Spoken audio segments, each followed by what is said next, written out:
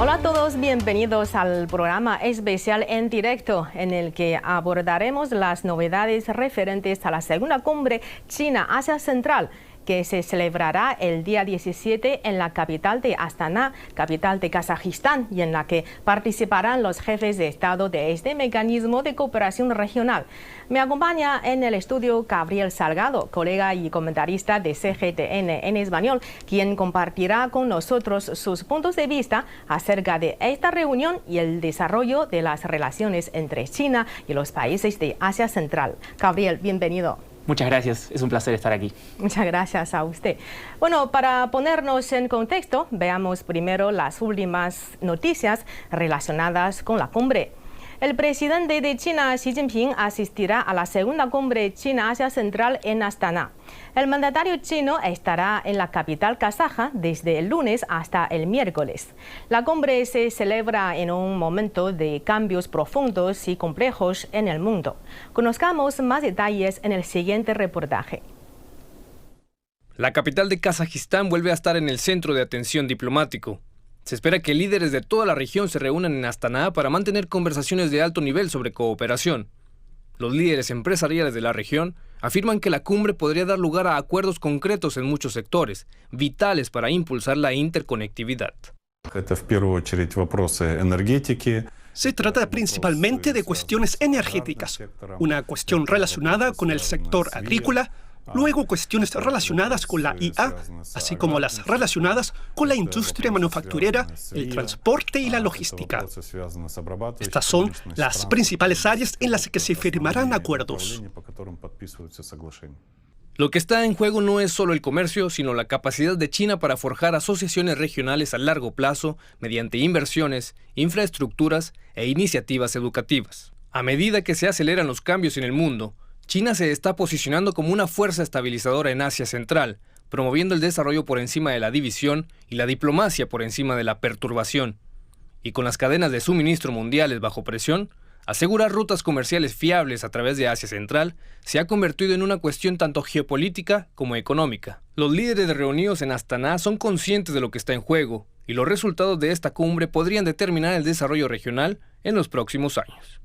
CGTN, en español. Expertos de los países de esta región del continente asiático han recibido con grandes expectativas la próxima visita del presidente chino Xi Jinping a la capital kazaja. Estos confían en que su viaje impulse la cooperación regional y ayude a construir una comunidad China-Asia Central más estrecha de futuro compartido. La asistencia del presidente Xi Jinping a la segunda cumbre China-Asia Central es un acontecimiento importante no solo para Kazajistán, sino para toda la región.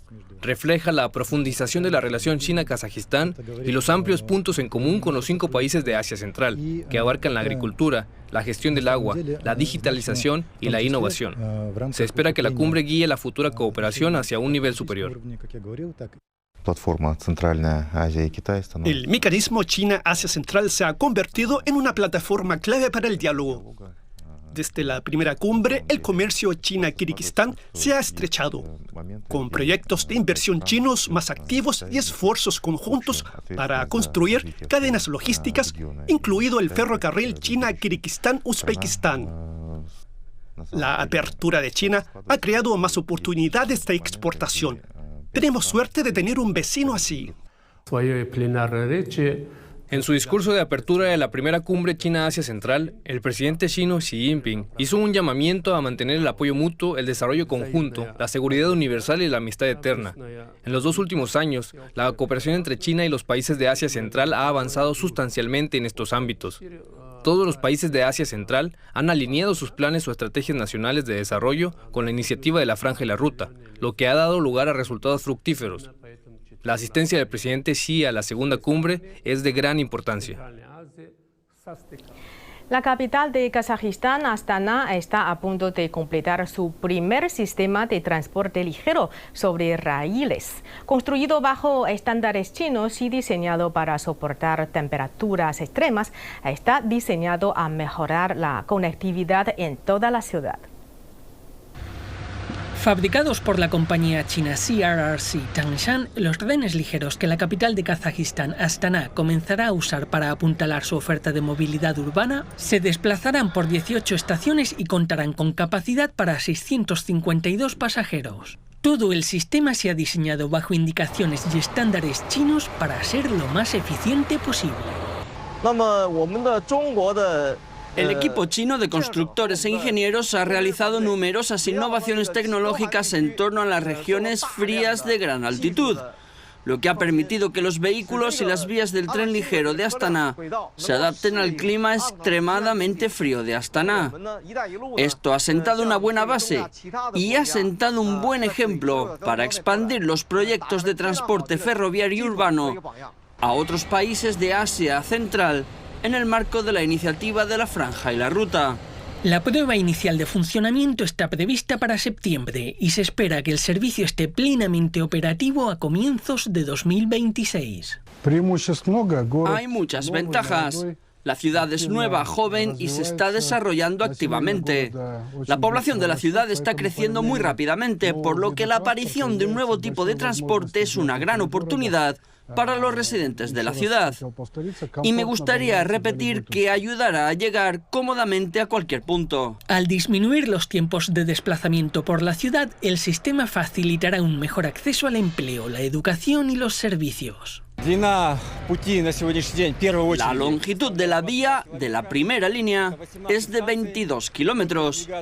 Hay 18 estaciones. Habrá 14 trenes al mismo tiempo.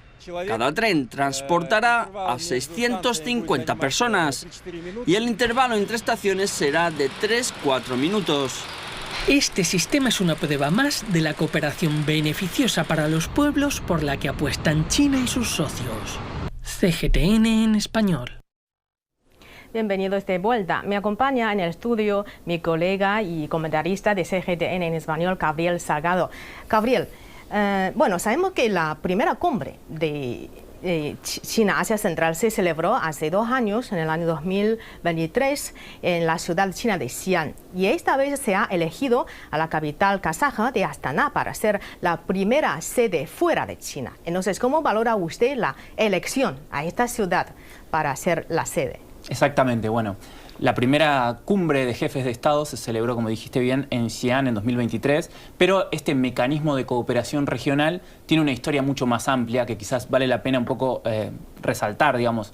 El mecanismo China-Asia Central de cooperación con los 5 países de Asia Central fue fundado en 2020 y en 2023, cuando se dio esta cumbre, fue cuando ascendió, digamos, o lo elevaron a cumbre de jefes de Estado. Y hoy en día cuenta ya con una estructura institucional completa, con una secretaría que funciona a tiempo completo en Xi'an. De hecho, la elección de un nuevo país para esta segunda cumbre habla justamente de los resultados tangibles y de la solidez que va teniendo a medida que va pasando el tiempo y a medida que van pasando los intercambios. Esta es la primera entonces que se organiza dentro de uno de los países centroasiáticos, que es Kazajistán, y no es casualidad que se elija a Kazajistán y en particular la ciudad de Astana. Como sabemos, la ciudad de Astana, además de ser la cumbre hoy de la segunda reunión, de la segunda cumbre China-Asia Central, es también la cuna de la iniciativa de la Franja y la Ruta. Como sabemos, en el año 2013, Xi Jinping, en su visita a Kazajistán, fue cuando propuso por primera vez la iniciativa de la Franja y la Ruta. Entonces, de alguna manera, honra también a la memoria de esta ciudad como sede, como epicentro de la cooperación entre China y los países de Asia Central, que como sabemos son países vecinos de China. Justamente el anuncio de la iniciativa de la Franja y la Ruta vino posterior a la inauguración del primer gran gasoducto, que fue la primera gran obra de infraestructura que se hizo en Asia Central, que conecta, como sabemos, Turkmenistán, Uzbekistán, Kazajistán y China. Turkmenistán, que es un país muy pequeño y con poca población, es hoy en día el mayor exportador de gas a China, para tener una idea. Entonces, justamente la relación entre China y Asia Central tiene un pilar muy fuerte en la infraestructura y también con el tiempo ha pasado a ser una relación política en la cual los líderes han tenido consensos importantes.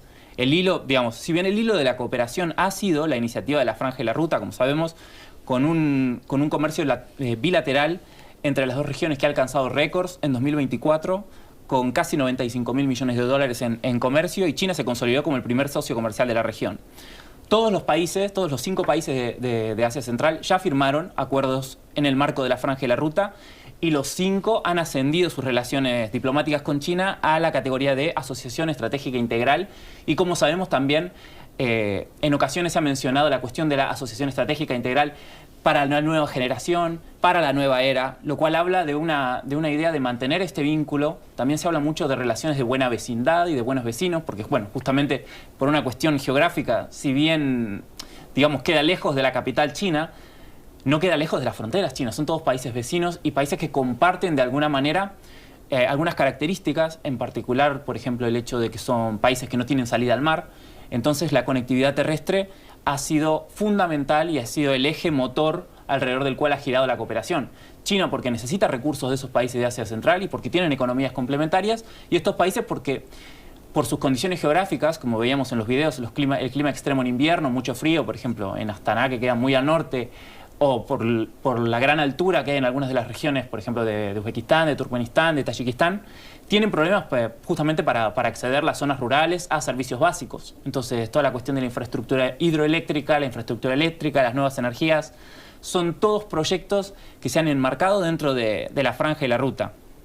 Entonces, además de girar en torno a esta gran iniciativa china, la idea siempre ha sido, a través del mecanismo de cooperación China-Asia Central, la idea siempre ha sido alinearla con los intereses de los 5 países centroasiáticos. Por ejemplo, hoy estaba justamente investigando un poco en los medios de estos países y hablan de cómo China ha intentado siempre, digamos, enmarcar los proyectos de la Franja y la Ruta, por ejemplo, en los proyectos del nuevo Uzbekistán, como se llama hoy en día el proyecto de desarrollo de Uzbekistán, o el renacimiento de la ruta de la seda de Turkmenistán. Justamente también hablábamos de los gasoductos, que tienen que ver con permitirle a estos países poder desarrollarse de manera autónoma.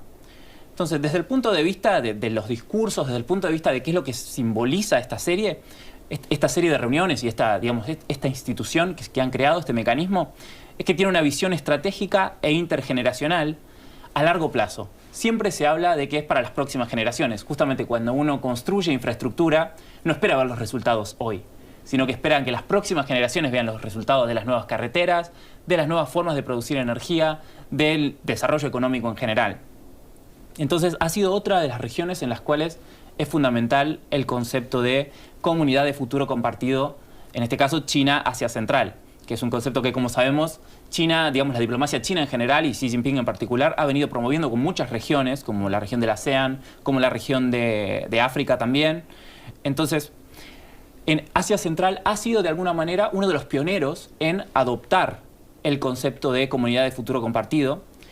Y justamente hoy estaba viendo que los países de Asia Central o el mecanismo de cooperación promueve 4 tipos de comunidades o 4 tipos de temáticas sobre las cuales gira la comunidad de futuro compartido China-Asia Central, y que tienen que ver con la comunidad de apoyo mutuo, unidad y confianza estratégica, en el cual, digamos, los países de Asia Central, junto con China, reivindican este modelo de cooperación, reivindican este mecanismo diplomático como un nuevo modelo de relaciones exteriores, regional, autónomo, soberano, y que se enfrenta siempre a la injerencia extranjera, en contra de la injerencia extranjera y a favor de la soberanía propia de los pueblos.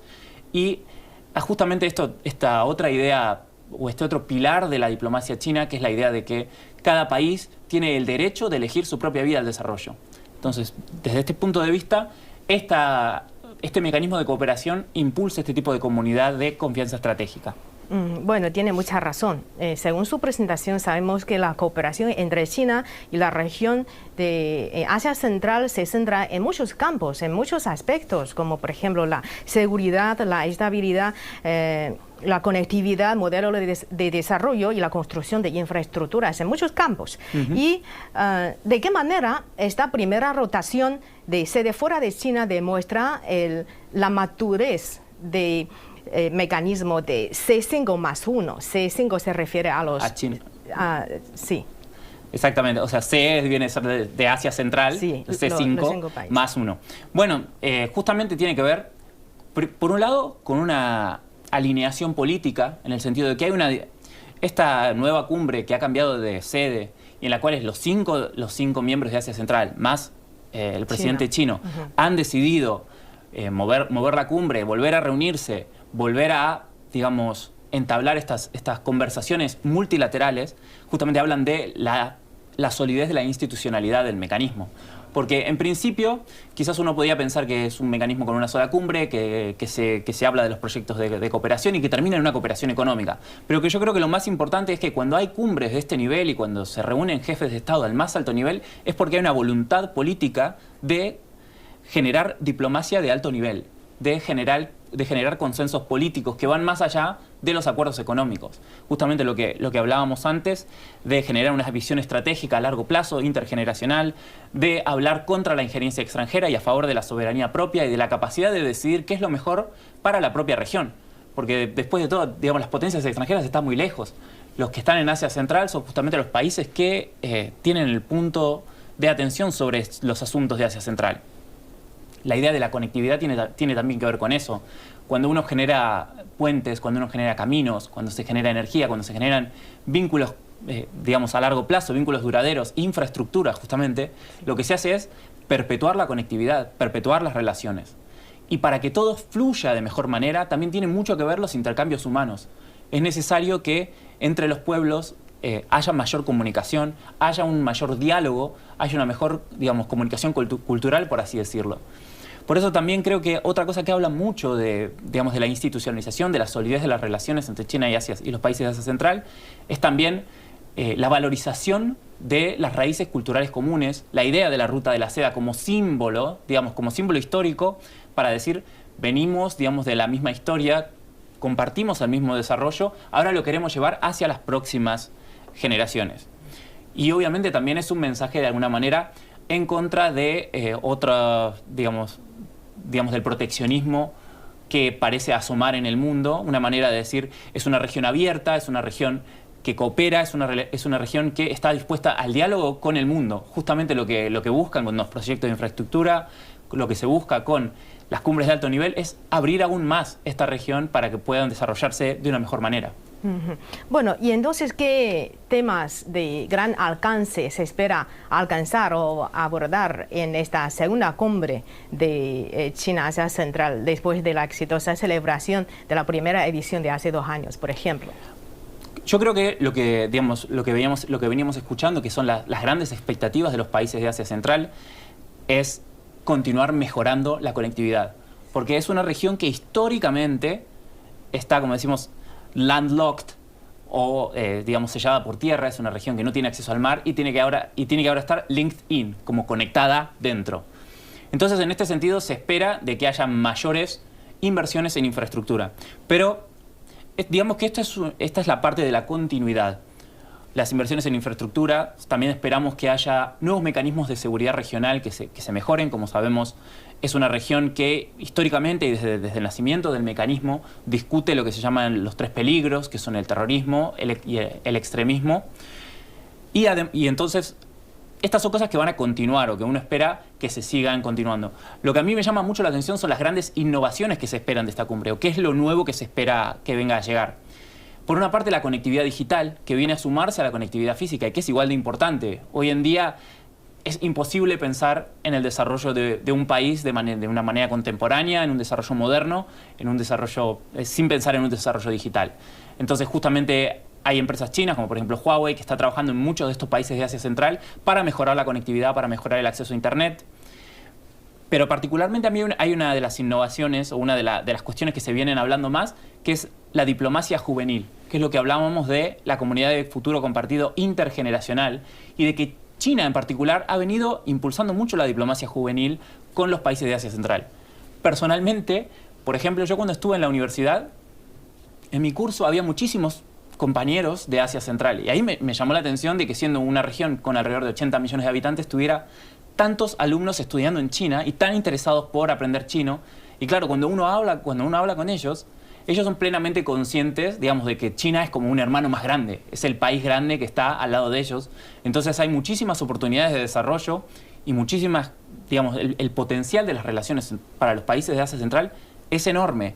Entonces hay un boom cultural y educativo que se ha generado a raíz justamente del impulso de la influencia de China en estos países, que llevó, por ejemplo, a la creación de los talleres Lupan que es una de las primeras regiones a las que se llevó los talleres. Ya los 5 países cuentan con talleres Lupan, por ejemplo, y en Kazajistán están a punto de abrir un segundo taller con el foco en la industria automotriz. Hoy en día sabemos que China se ha convertido en líder de los vehículos de nueva energía y justamente han llegado a Asia Central, y los países de Asia Central también necesitan ingenieros automotrices que sepan manejar estas tecnologías. Y ni hablar de los programas de becas, los programas de intercambios juveniles en general. Entonces se prevé que esta segunda cumbre China-Asia Central continuará ampliando el enfoque educativo y juvenil. Y además de la diplomacia juvenil, por así decirlo, o digamos de la importancia que adquieren los jóvenes en esta relación, también tenemos la hoja de ruta verde de Asia Central, que es justamente otro de los grandes pilares de la economía china o del desarrollo de alta calidad que promueve China hoy en día, que tiene que ver con las energías verdes, con las finanzas verdes, con las renovables, con la economía circular, con el reciclaje. La hoja de ruta verde China Asia Central fue lanzada en 2024, es decir, a posterior de la primera cumbre, y se espera de que se hable mucho de este tema. La meta es convertir Asia Central en un corredor energético verde, es decir, que sea conectado por infraestructuras con baja huella de carbono. Entonces, ¿cómo pueden lograr países que están dentro de la Tierra, que tienen terrenos tan difíciles, lograr desarrollarse minimizando sus emisiones, minimizando su impacto ambiental? Entonces, con diseños de plantas solares y eólicas adaptadas a las condiciones locales, como sabemos, de mucho frío, la exploración conjunta de minerales críticos y minerales clave, como sabemos, por ejemplo, Kazajistán es uno de los mayores productores de uranio del mundo, casi un 40% de la producción de uranio del mundo se da en Kazajistán, son minerales que no existen en otros países del mundo. Entonces, cada uno de estos países tiene, digamos, industrias particulares en las cuales hay mucho potencial. China ve mucho potencial de inversión, y justamente estos países están dispuestos a cooperar para compartir los frutos de esto, digamos, de estas nuevas tecnologías, de estos nuevos recursos. También hablaban los entrevistados de la gestión sostenible del agua.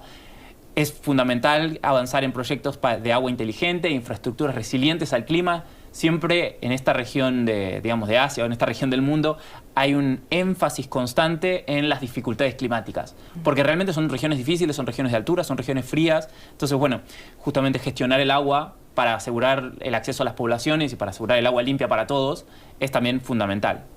Después tenemos la cooperación en biodiversidad, y esto en particular con proyectos, por ejemplo, en las fronteras, para proteger los ecosistemas, los paisajes naturales, que además, obviamente, de ser importantes por la mera conservación, también son industrias importantes, por ejemplo, del turismo. Proteger los ecosistemas es fundamental para que estos países puedan empezar a explotar mejor estos recursos turísticos que ya han venido, este año en particular, que han venido creciendo mucho, por ejemplo, los turistas chinos que llegan a países de Asia Central a justamente experimentar esos paisajes.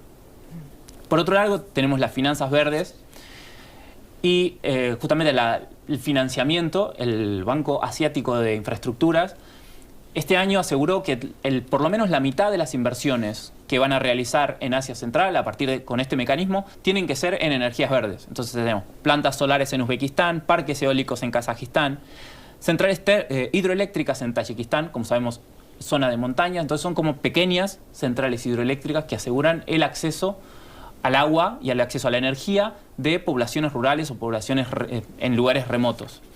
Y otros proyectos solares en Kirguistán, y lo que hablábamos antes de la llegada de las empresas de telecomunicaciones y de la conectividad digital. Bueno, nos ha dado muchos ejemplos muy concretos, muy detallados sobre la cooperación entre China y los países de Asia Central.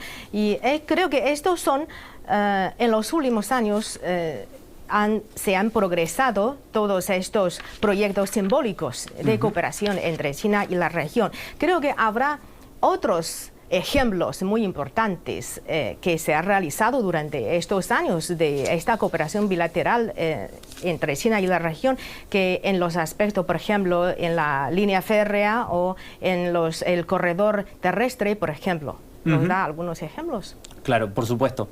Bueno, esto todo tiene que ver justamente con la idea de conectar más, de conectar mejor, de hacer llegar primero los productos chinos a Asia Central, pero después también tenemos que la región de Asia Central, aunque no parezca, fue clave en la conexión esta que, digamos, que es uno de los pilares también de la iniciativa de la Franja y la Ruta, que es el ferrocarril China-Europa.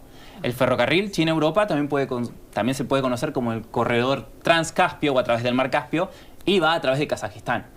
Así que es uno de los proyectos clave de la iniciativa de la Franja y la Ruta y que ha venido creciendo cada vez más. Por ejemplo, en los primeros 4 meses de 2025 se realizaron más de 4.700 viajes en el tren de carga China-Asia Central, y sabemos que ya se comenzaron las construcciones del ferrocarril China-Kirguistán-Uzbekistán. Creo que uno de los entrevistados justamente mencionaba este ferrocarril, que justamente consolidan esta ambición de lograr conectar Eurasia como un continente unificado. No solo, digamos, tenemos la parte de Asia Oriental, la parte de Europa. En el medio están todos estos países que, cuanto más puedan acceder a los mercados, digamos, internacionales, más capacidades de desarrollo tienen. Justamente también el turismo y los intercambios entre personas han contribuido también a utilizar estos trenes, a utilizar estas vías férreas.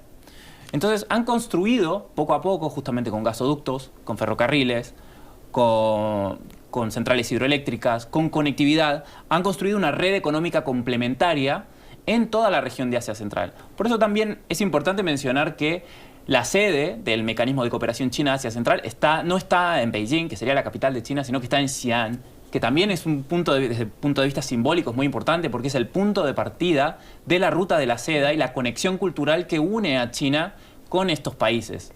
Entonces, desde este punto de vista, China ha tenido un trato muy diferente con la región de Asia Central con respecto a quizás otras regiones desde las cuales la diplomacia china quizás es más centralizada. Desde aquí realmente el objetivo es mejorar las condiciones para la vida en Asia Central en general, porque China sabe también de que hay beneficios compartidos que se pueden dar. Con el acceso a los recursos de Asia Central, China puede acceder a esos recursos de manera fácil, de manera barata, y a la vez son mercados a los cuales pueden acceder sus propios productos. Ha habido resultados de todo tipo. Además de los logísticos, tenemos los resultados comerciales en los cuales entre 2013, que fue cuando se lanzó la iniciativa de la Franja y la Ruta, y 2024, el año pasado, aumentó más de un 100% el comercio bilateral. Y ya tenemos que entre enero y mayo de 2025, el volumen comercial entre China y los 5 países de Asia Central alcanzó un récord histórico para el periodo, con un aumento interanual de más del 10%. Es decir que durante todos estos 11 años de iniciativa de la Franja y la Ruta, durante estos últimos 4, 5, 6 años del mecanismo de cooperación China-Asia Central, ha aumentado anualizado un 7,3% cada año, lo cual es un 2,3% por encima del promedio del comercio total con China. Es decir que la presencia de la región en el comercio con China ha aumentado exponencialmente. Todo esto justamente mejorando la conectividad, con relaciones políticas más estables, con acuerdos y consensos, con diálogo y sobre todo con multilateralismo y apertura, que son un poco los pilares generales de las relaciones de China o de lo que está planteando la diplomacia de China en este mundo, digamos, con cambios, con turbulencias, con inestabilidad, en una región que está, digamos, cerca de los grandes conflictos mundiales y que es particularmente afectada, por ejemplo, por el cambio climático, por las interrupciones en las cadenas de suministros, además de sus condiciones naturales ya en particular difíciles. Que se haya convertido en una región de paz, en una región sin conflictos, en una región en la cual se han prevenido justamente casos de terrorismo, casos de extremismo, donde las fronteras son relativamente seguras, donde cada vez circulan más bienes y más personas, realmente se ha convertido en un ejemplo de hacia dónde se puede llevar la diplomacia regional, hacia dónde se puede llevar la cooperación regional y los mecanismos en particular de cooperación. Bueno, creo que además de lo mencionado arriba también hay otros sectores como la cooperación energética de energía. Por ejemplo, hay algunos ejemplos concretos como el oleoducto China-Kazajistán y la línea D del gasoducto Asia Central China. ¿Cómo se garantiza la seguridad energética regional de estos productos? Bueno, la región de Asia Central en general es una región rica en recursos naturales. Hablábamos del uranio, por ejemplo, para la energía nuclear, es la materia prima y es fundamental. Hablábamos también de la necesidad de hacer llegar la energía a los lugares remotos. Entonces, sin duda que el gasoducto D significa que, digamos, mecanismo de cooperación ya logró construir el gasoducto A, el B y el C. Y ahora estamos construyendo el D. Ya dijimos que Turkmenistán es el mayor proveedor, siendo un país pequeño, siendo un país con, digamos, con poca población y con, digamos, grandes carencias y con grandes dificultades desde el punto de vista del territorio. Es el mayor exportador de gas a China. Y sabemos que el gas es una energía mucho más limpia que el carbón. Entonces, cuanto más gas logre llegar desde Asia Central hacia, digamos, la región del oriente de China, del mar de China, más verde va a ser digamos, las ciudades, mejor va a ser la calidad de vida en las grandes urbes, porque hay una transición energética que se está dando un poco a la vez en China, entre abandonar el carbón, pasar a las renovables, usar el gas. Es decir, en todos estos casos, en todos estos proyectos, lo que se prioriza siempre es hacer una transición hacia el futuro, hacia un futuro más verde, que vaya en línea justamente con la hoja de ruta verde de Asia Central Verde. Bueno, queridos amigos, hemos visto en la pantalla que el avión presidencial que traslada al mandatario chino Xi Jinping ya se ha aterrizado en el aeropuerto internacional de Astana, capital de Kazajistán. La visita del presidente chino tiene como objetivo participar en la segunda cumbre China-Asia Central que se celebrará el día 17 de junio. Veamos más detalles a través de la señal en directo.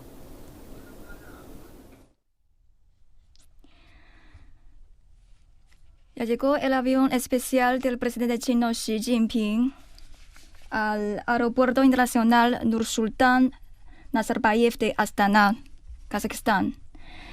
El presidente chino Xi Jinping va a asistir a la segunda cumbre China-Asia Central en Astana del 16 al 18 de junio por invitación del presidente de la República de Kazajistán, Tokayev.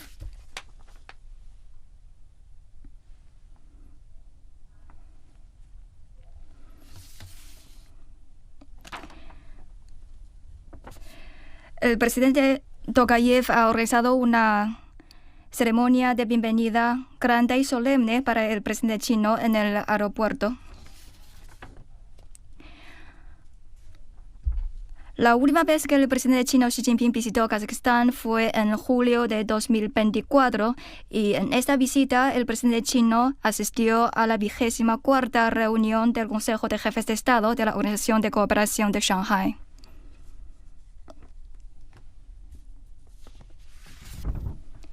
Esta vez, el presidente chino Xi Jinping se encuentra en Kazajistán para asistir a la segunda cumbre China-Asia Central, donde también pronunciará un discurso de apertura.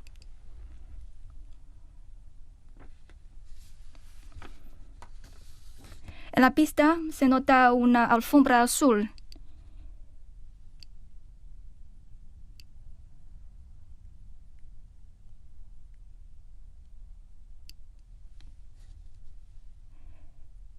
Las guardias de honor, así como la banda militar y muchos niños, están preparándose para recibir al presidente chino Xi Jinping.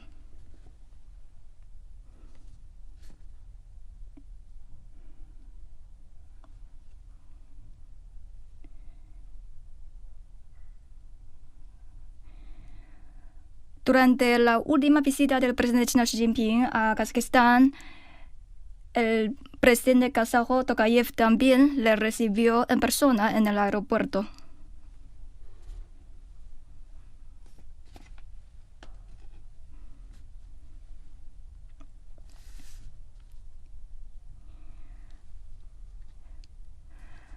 La cumbre China-Asia Central es una reunión de alto nivel organizada por China y los 5 países de Asia Central, Kazajistán, Kirguistán, Tayikistán, Turkmenistán y Uzbekistán. Es un hito significativo en el desarrollo de las relaciones entre China y los países de Asia Central. El Ministerio de Relaciones Exteriores de China afirmó que el mecanismo China-Asia Central refleja el deseo común de la región de mantener la estabilidad y buscar un desarrollo de alta calidad. La primera cumbre China-Asia Central se celebró en la ciudad china de Xi'an en 2023 y bajo este mecanismo la cooperación entre China y los países de Asia Central se ha profundizado y consolidado.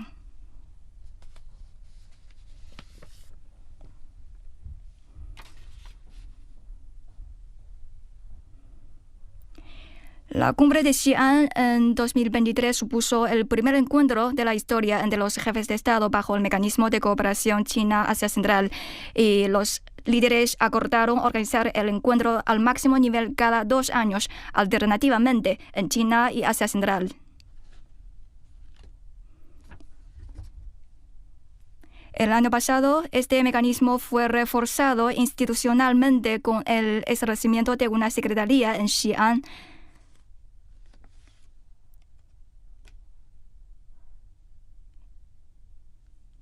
Este año es la primera vez que la cumbre se celebrará en un país de Asia Central.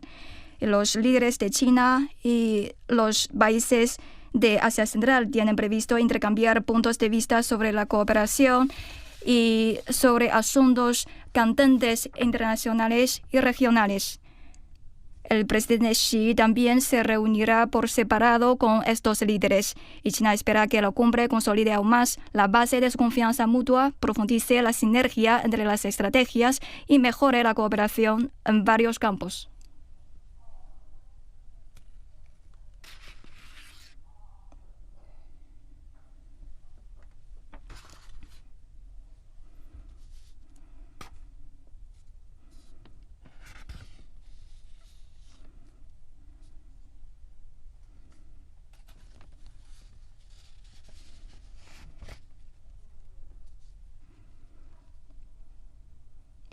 El presidente chino otorga gran importancia a los lazos de China con la región. Desde su punto de vista, Asia Central marca el pulso de una encrucijada estratégica, uniendo al este con el oeste, norte y sur.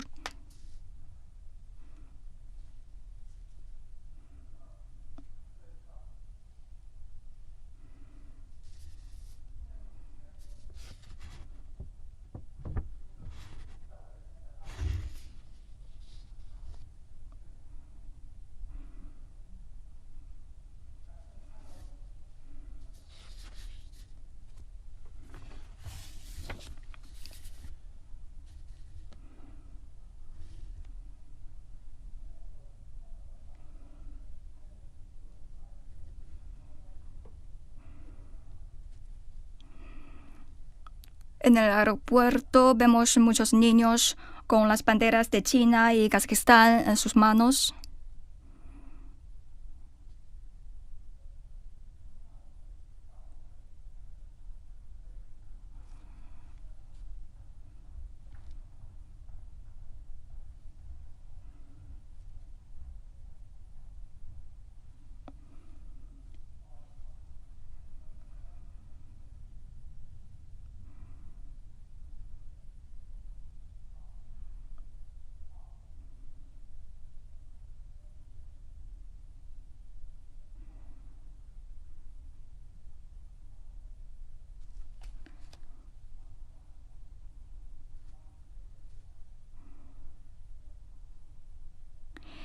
La banda militar también se está marchando en formación para recibir al presidente chino.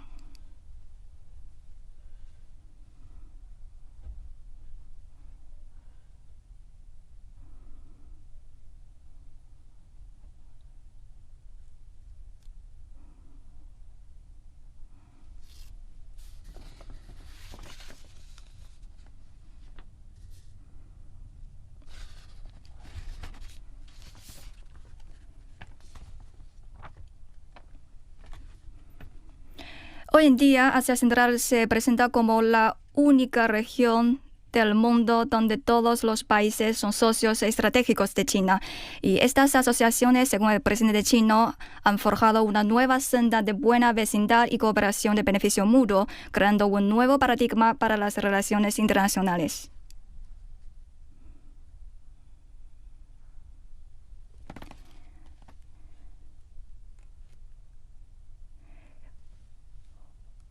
Un punto culminante en la cumbre de Xi'an hace 2 años fue la firma de la Declaración de Xi'an, en la cual el presidente chino Xi Jinping y los presidentes de los 5 países de Asia Central prometieron trabajar juntos para construir una comunidad de futuro compartido, China-Asia Central, más cercana.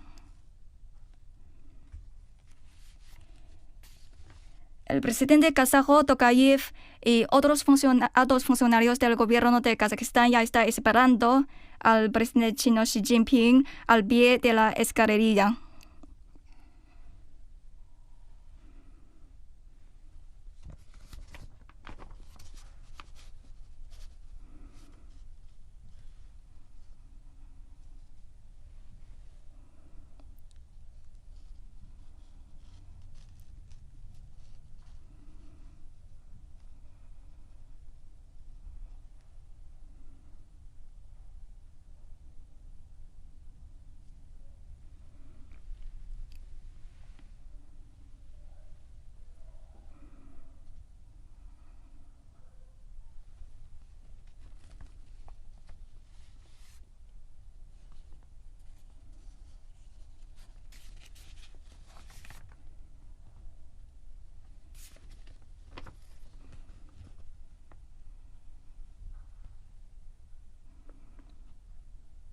Ya se abrió la puerta de la cabina.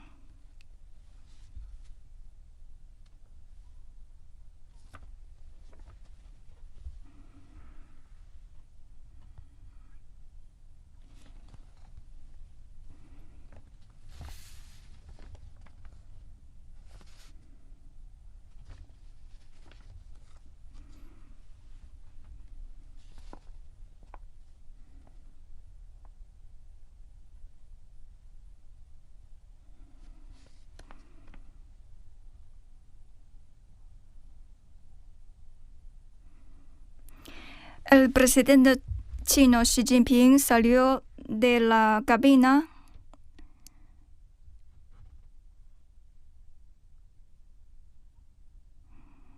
Se está bajando de la escalerilla.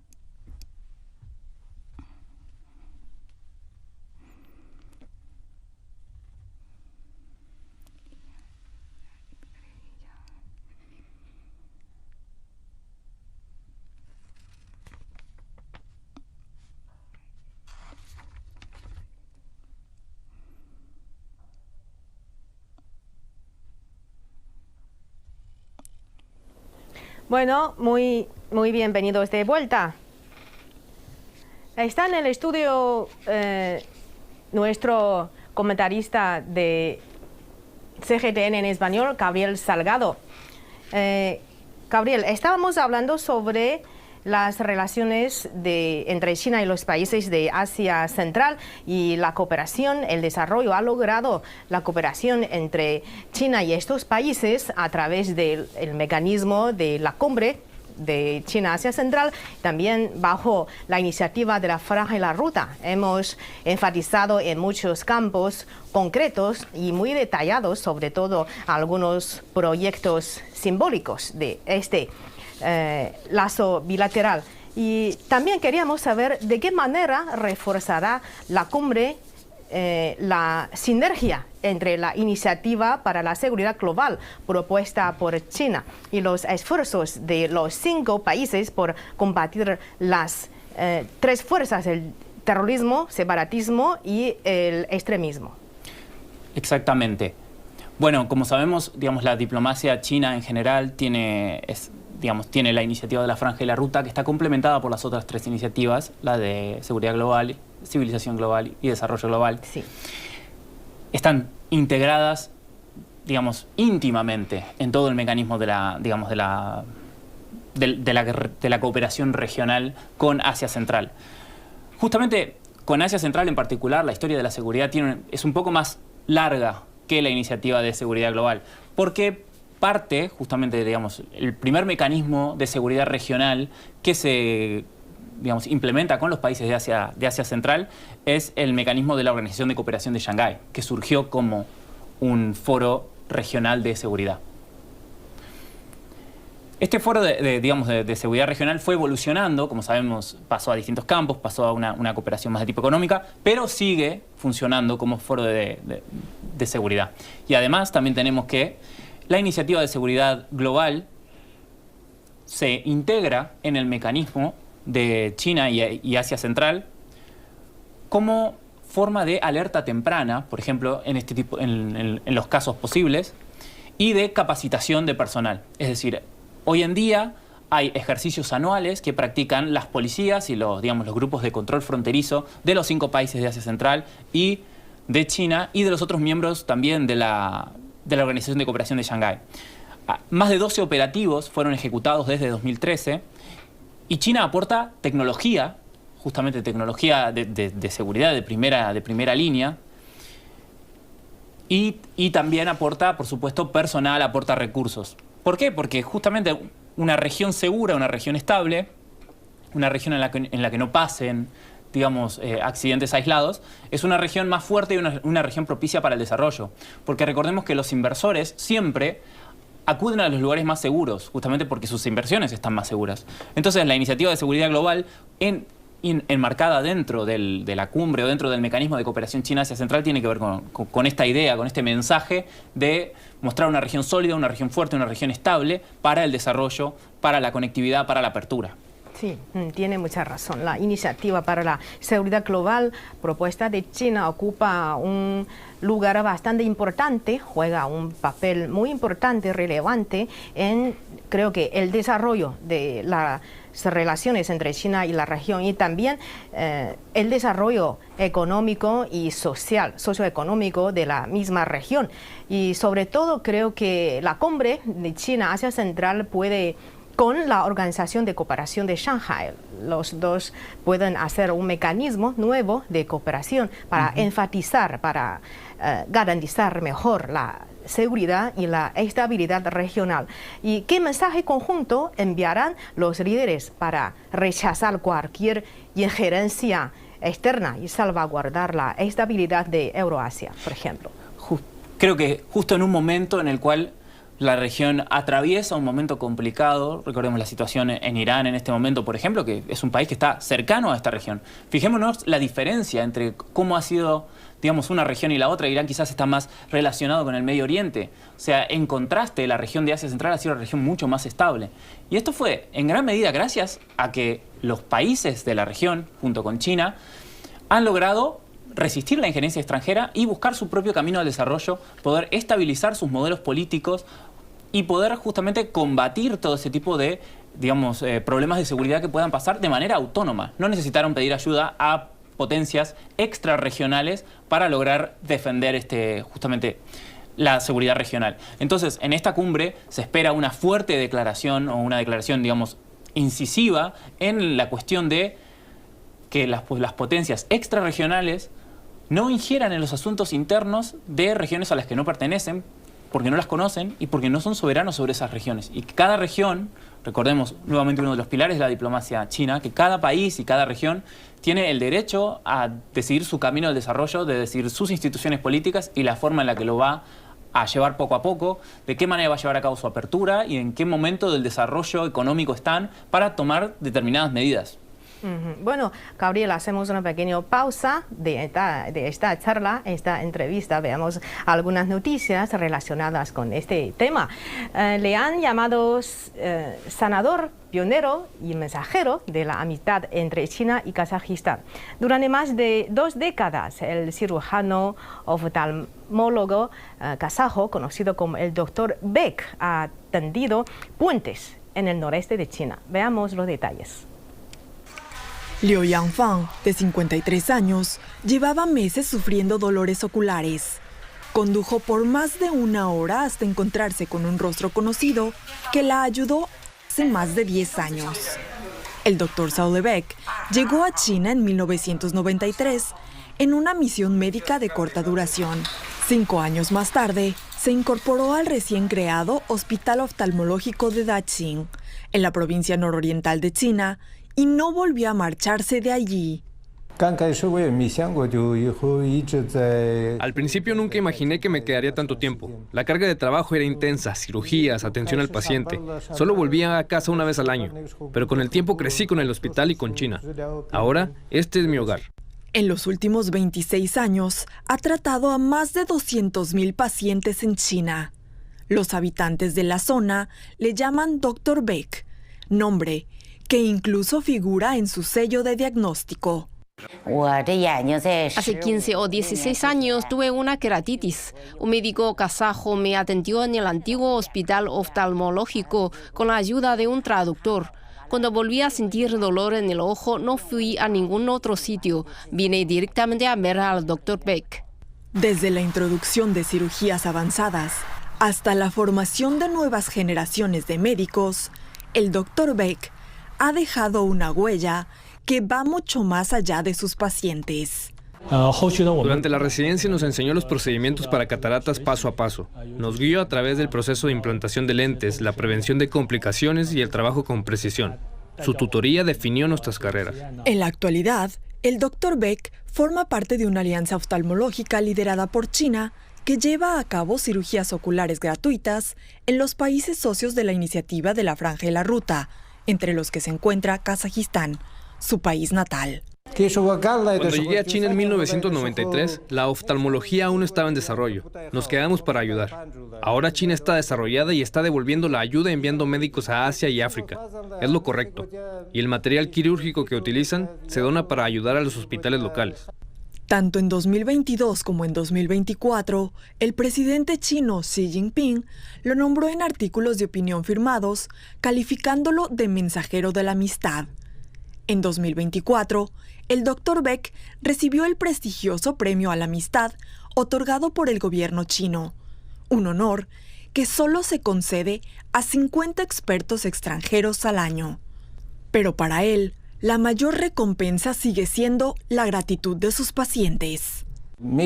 Cada paciente da las gracias a su manera. Algunos lo dicen directamente, otros dicen eres increíble y otros dicen déjame invitarte a comer algún día. Yo siempre le respondo, no digas algún día, dime cuándo. Las obras para la construcción de la línea ferroviaria China, Kirguistán y Uzbekistán comenzaron este año. Se espera que este proyecto, uno de los más ambiciosos de la iniciativa de la Franja y la Ruta, acorte el tiempo de desplazamiento entre China y Asia Central y ofrezca más oportunidades de negocio a los proveedores logísticos. Si se construye la línea ferroviaria, esta irá básicamente de China a Kirguistán y luego a Uzbekistán. Pero en Kirguistán solo será una parada, no estará permitido añadir carga. Alex es oriundo de Uzbekistán y desde hace una década trabaja en el sector de la logística en Shanghái. Por el momento, Alex depende principalmente de camiones para el transporte de mercancías. Sin embargo, con el inicio de la construcción de la línea ferroviaria China-Kirguistán-Uzbekistán, confía en que en un futuro cercano pueda hacerlo de forma más rápida y fiable. Creo que será muy eficiente y fácil, y no de forma estacional. Alex transporta equipamiento pesado desde China a Asia Central. Cada mes gestiona entre 40 y 60 contenedores, con una tasa de crecimiento mensual de entre un 2 y un 5%.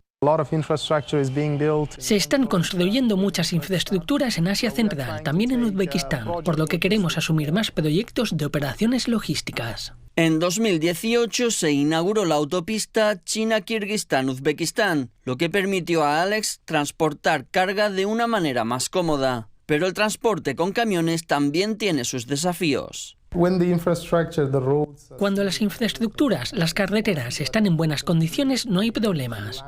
Pero desgraciadamente el transporte rodado es estacional. Por ejemplo, durante el invierno y grandes nevadas en Asia Central, en el desierto, surgen muchos imprevistos. Las obras de construcción de la línea ferroviaria China-Kirguistán-Uzbekistán comenzaron este año. Se prevé que una vez completado, el proyecto acorte el tiempo de desplazamiento. Una cosa es segura, la línea ferroviaria ofrecerá estabilidad. No importará si llueve o nieva, no se paralizará, irá de A a B sin ningún problema. La construcción de la línea ferroviaria no solo impulsará el comercio entre China, Kirguistán y Uzbekistán, también facilitará el transporte de carga a otros 3 países de Asia Central. En 2024, el comercio de China con las naciones de Asia Central se situó en torno a los 94.800 millones de dólares estadounidenses, un incremento del 6% interanual. Ambas partes transportan grandes cantidades de carga cada día. Si bien es cierto que la línea ferroviaria tardará previsiblemente 6 años en completarse, para Alex no supone ningún problema. ya que contempla quedarse en China a largo plazo. Veo mi futuro aquí en los próximos 10, 15, 20 años. Puede que consigamos que la compañía figure en Forbes. Tal vez la hagamos pública. Sí, ese es el plan. A medida que el comercio electrónico chino continúa su expansión global, la entrega rápida y fiable se ha convertido en la nueva frontera. En Almaty, Kazajistán, el gigante chino de la logística YTO Express está acelerando los envíos transfronterizos, sentando las bases como centro regional para conectar Asia Central con el resto del mundo.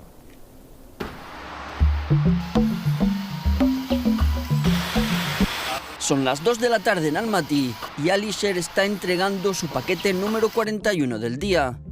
Desde que se incorporó a YTO Express hace 6 meses, se ocupa de hasta 80 entregas diarias. El gigante chino de la logística entró en Kazajistán en junio del año pasado y para Alisher, que estudió en China, eso supuso una oportunidad apasionante. Cuando estudiaba en China, a menudo compraba en línea utilizando plataformas como Taobao. Así que cuando vi YTO en Kazajistán por primera vez me sorprendió. Creo que tengo futuro en esta empresa. En Almaty, la llegada de YTO ha cambiado las reglas del juego gracias a su velocidad, especialmente para los amantes de los productos chinos. Creo que es muy rápido y cómodo. Antes tardaba 2 semanas en recibir un paquete, ahora tan solo tarda 1 semana. En las estaciones locales como esta, el 90% del personal es local. Personas como Gulina han encontrado no solo trabajo, sino orgullo.